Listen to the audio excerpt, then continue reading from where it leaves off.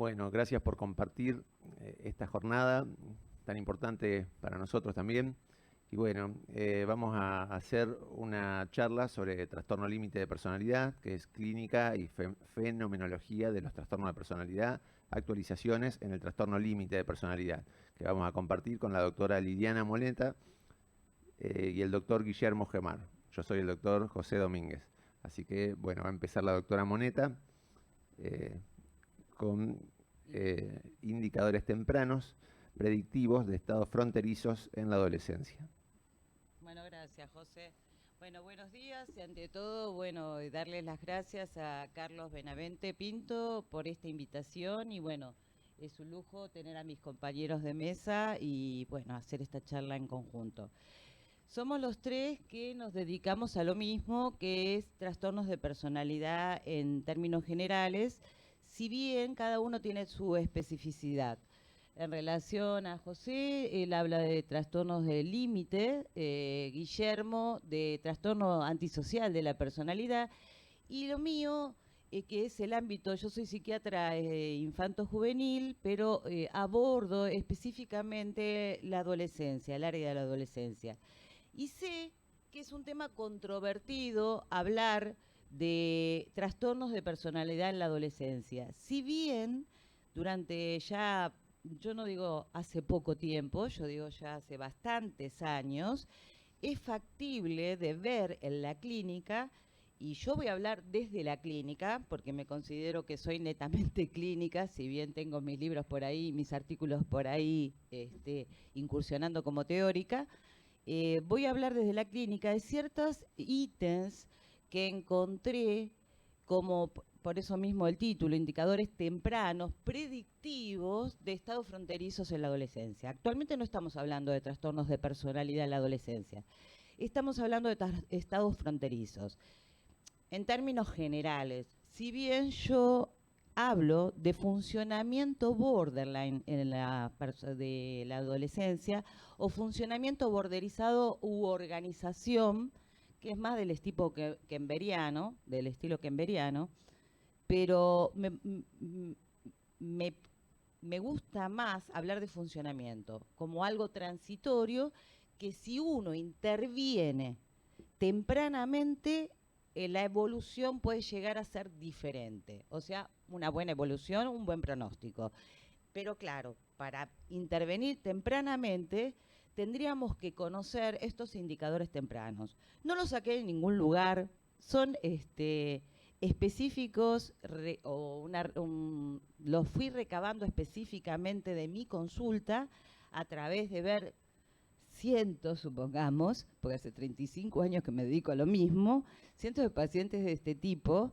Y bueno, y fue publicado en su momento en el libro, en mi primer libro, que quedó ya en el 2013, no tan desactualizado, porque aún sigue teniendo vigencia. Bueno, lo que voy a hacer va a ser algunas puntuaciones, y si me queda el tiempo, como hacer hincapié en algunas que me parecen las más importantes. En cuanto a los indicadores tempranos, cuando ya hacía el relevamiento de las historias, o sea, la anamnesis de este tipo de pacientes, encontraba que había comunes denominadores en ellos. Entonces, para basarme en por qué enferma el individuo, tengo que entrar en el terreno de la hipótesis multifactorial. O sea, no hay una determinación unívoca que nos lleve a, y tampoco específica, porque vamos a ver a posteriori todos los ítems relevados, que en términos generales se puede aplicar a estados fronterizos o trastornos de personalidad, pero también se puede aplicar a otro tipo de patologías o psicopatologías. Lo que sí queda en claro que es el entrecruzamiento de estas variables la que va a dar la emergencia sintomática que nos va a hacer determinar el diagnóstico de estados fronterizos en la adolescencia. Y por sobre todo saber que si bien es controvertido, hay 3 puntos que yo relevo, y hablando con colegas ayer veo que los otros colegas también ven lo mismo que yo, que es el mucho, el exceso, la cristalización, o sea, la fijeza de los síntomas, y el tercero es aquel es una sensación contratransferencial. Yo aviso que soy psicoanalista, si bien no lacaniana, sino a mi estilo, ya después de 35 años, monetiana, en donde es esta cuestión contratransferencial que ya lo hablaba Ana Freud allá lejos hace tiempo, a los profesionales que asistimos a este tipo de pacientes nos tienen colgados de la palmera. ¿Qué significa? Estamos ahí al borde nosotros también con ellos, porque no sabemos. Un día estamos contentos porque el paciente evolucionó y al día siguiente nos queremos pegar un corchazo porque ese mismo paciente se está tratando de matar o se autoinjurió. Entonces, hay 3 modelos sobre los cuales nos basamos para hacer el diagnóstico de patología compleja. O sea, patología compleja yo también la llamo así a los adolescentes, estos que asisto a la consulta. ¿Qué son? Esto sería homologable a las series complementarias freudianas, los factores predisponentes, los factores determinantes, la vulnerabilidad, que actúan sobre la vulnerabilidad o fenotipo vulnerable. Tenemos una predisposición genética, que está en la última diapo, pero ya se las anticipo, que es mínima en este tipo de estados, y una intervención del medio, que es máxima para este tipo de estados, y esto al día de hoy, después de tantos años, no ha variado. Y sepamos que al día de hoy se está hablando de la clínica del trauma. El primer trauma sería el del apego temprano, o apego traumático también, denominado por Cohen y toda la escuela de que sigue a Kemper, ¿no? Argentinos que siguen a Kemper. Cohen, Luna, y no sé quién otro más. Y después aparecen repeticiones traumáticas que no permiten una buena integración de la personalidad. Cuestión que esta integración de personalidad se va dando con el devenir del proceso adolescente, que sabemos que el proceso adolescente en sí es un duelo gigante, una multiplicidad de duelos, y que es necesario tener un sustento en bases, en una buena base, como para que al final del proceso adolescente se consolide una personalidad definitiva, una personalidad integrada. Lo dejo acá porque yo también entiendo que hay determinadas cuestiones, pero también me gustaría hacer hincapié de esto, que la adolescencia yo la divido en 3 periodos: adolescencia temprana, media y tardía. Y en la adolescencia temprana, que sería entre aproximadamente desde que emerge la pubertad y hasta los, 12, 13 años, hasta los 15, 16, vamos a encontrar mecanismos defensivos del tipo de la disociación en el mejor de los casos y de la escisión en el peor de los casos, que nos puede estar hablando de pacientes psicóticos, cuando en realidad no nos apresuremos a dar un diagnóstico de psicosis, porque a posteriori vamos a ver interviniendo que estos estados disociativos son mecanismos defensivos frente a situaciones traumáticas muy dolorosas, en donde el dolor se equivale a lo que fue ya predicho en su momento, creo que por gente del Moyano, que había hecho un Stingo, creo, no recuerdo, que había hecho un artículo muy interesante en donde hablaban de esto del sangrado psíquico. O sea, el dolor es equivalente al sangrado psíquico. Por eso aparece este tipo de mecanismos defensivos de disociación, en donde se disocia la representación del estado emocional. Y vamos a ver que son chicos, en términos generales, que parecen como desde lo cognitivo súper inteligentes, no parecen, son súper inteligentes, pero desde lo emocional, supongamos que tenga 14, 15 años, parecen de 8, ¿sí? O 12. Bueno, este es el modelo de Nemerov que todos conocemos, así que no me voy a extender sobre el mismo, que es el modelo de estrés diátesis, que sería la pata biológica de por qué enfermamos.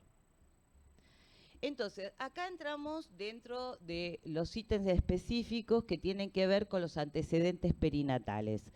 Los antecedentes perinatales yo los dividí de tipos biológicos y de tipos psicológicos.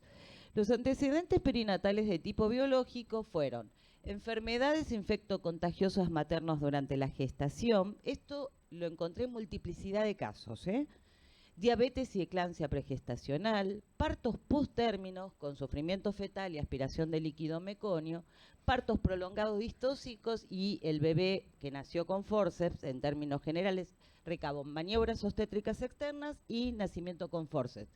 Esto hace tiempo, porque ahora ya no se está usando tanto el forceps, se usa la sopapita. E infecciones puerperales con el consiguiente alejamiento materno. Vamos a ver que todas redireccionan a lo mismo, que hay una falla posteriori del holding. O sea, esa madre no fue puesta en contacto en lo inmediato con el bebé como para realizar ese maternizaje que es tan necesario, o apego según Bowlby. Pero bueno, yo me sigo basando en Winnicott.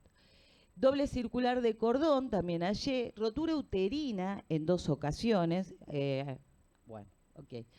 Y el agar bajo en el primer minuto, de 4 a 6. Desde los psicológicos he visto embarazos no deseados, abortos previos deseados por causas espontáneas, al paciente en cuestión, muerto de enfermedades prolongadas de allegados significativos maternos durante el puerperio, peleas familiares de gran envergadura con distanciamiento y mudanzas por cuestiones económicas, políticas, laborales, que por las características, y ya me adelanto lo demás porque no va a quedar tiempo, por las características por las cuales fueron instauradas, tienen una importante vivencia de desarraigo familiar y lo que se observa es que la familia pierde el anclaje que le da una significación y un sentido al proyecto vital de ese paciente que nos demanda consulta. En cuanto a, bueno, esto es lo que les dije, generalmente he visto, y lo veo en los gráficos también, estados depresivos maternos que imposibilitaron un adecuado maternizaje. Por eso se dice de estos chicos, cuando son chiquitos, que son chicos sobreadaptados, que son aquellos que dicen, ah, sí, era buenísimo, no daba nunca problemas, dormía todo el día, era genial. Y uno dice, no, pero era un chico, o sea, tiene que tener características de niño. Y sin embargo, eran ellos percibían que el horno no estaba para bollos y entonces no molestaban. Esto que dije, bueno, siguiendo a Winnicott, esto de la ausencia de madre suficientemente buena, o sea, no está hablando de una madre mala, sino que falló a los requerimientos de la demanda de su hijo. Y esto que les dije, que es lo último que se está viendo, que se llama trauma del apego, apego traumático, siguiendo a Bowlby, siguiendo a Fonagy y nadie más. En cuanto a los antecedentes familiares, me interesa recabar esto, antecedentes de patología familiar. Acá yo puse, coincidían en el sexo, en la edad de aparición, en el ambiente, en el contexto, mejor dicho, en donde aparecían determinada emergencia sintomática, el paciente también presentó en la misma época y bajo las mismas circunstancias. Yo agregaría también sexo, esto lo agregué ahora. Antecedentes de abuso sexual infantil, recábenlo porque está siempre presente. De alguna manera sexual o psicológico también. Y no solamente de allegados tipo el padre, porque yo lo que veo últimamente es el padre. Y que se ha incrementado mucho durante la cuarentena. Por eso digo que los cuarentenials, se está hablando ahora de los cuarentenials, yo no sé si van a ser chicos borderizados el día de mañana, porque han sufrido demasiados traumas. Esto es lo que nos va a dejar, que es lo que hablábamos ayer en la noche, en donde se está asistiendo a una epidemia, perdón, esta palabra sé que es muy fuerte, pero de suicidio adolescente, que es lo que nos está llegando a la consulta. O sea, se perdió totalmente lo que anclaba al pibe en cuanto a su red de pares y en cuanto al proyecto vital que se había instaurado previamente ellos en relación a sí mismos. Bueno, otra de las cosas que se ve es el secreto familiar. El secreto familiar, yo tenía así muy lírico puesto, está asignado generalmente por sexo, locura y sexualidad. Pero a su vez funciona la manera de mito familiar y restaura lo que está a punto de derrumbarse. O sea, le da otra significación. Y nosotros tenemos que trabajar como profesionales mucho con ello, porque es como que va a reubicar, perdón, me estoy metiendo en tu tema, va a reubicar al paciente en cuestión, ¿no? Y le va a dar otro sentido más positivo al sentido negativo que ya traía desde antes y como funciona a modo traumático, lo borderiza. Esto también vamos a encontrar antecedentes de duelos no elaborados por parte de los referentes significativos al pacientito, no elaborados hasta el día de la consulta. Y puede ser, no tanto, o sea, puede ser de estilo físico, o sea, la desaparición de seres queridos, pero también lo que he visto es estos movimientos, ¿no? Estos movimientos que, qué sé yo, por cuestiones políticas, por cuestiones laborales, por cuestiones cualquier tipo de cuestión, que por las características con que se instauraron, no permiten como un anclaje. ¿Voy cerrando? Bueno, un anclaje, entonces se da, y crisis vitales de tipo de divorcio, matrimonios, recibimientos, lo cual no produce o sea, desestabiliza a familias que son totalmente disfuncionales porque son rígidas y aglutinadas. Bueno, voy a tener que ir cerrando, pero bueno, los puntúo, nada más. Derrumbe de ideales preestablecidos, y después si ustedes me quieren, me preguntan. Crisis del paradigma familiar, difuminación de los límites generacionales, confusión en el ejercicio de los roles, expulsión precoz de la infancia, y socioculturales tenemos inestabilidad económica, ética de lo material, que esto es lo que se ve últimamente, colonialismo subjetivo, siguiendo a Pierre Bourdieu, que es por la influencia masiva de los medios de comunicación, temor por la seguridad personal, la cultura shopping, surgimiento de modelos identificatorios ambiguos y pérdida de la creencia de la existencia de valores éticos, morales, familiares y religiosos eternos y transgeneracionales. Nada más, lo dejamos acá. Esto es propiedad mía, no lo saqué a ningún lado.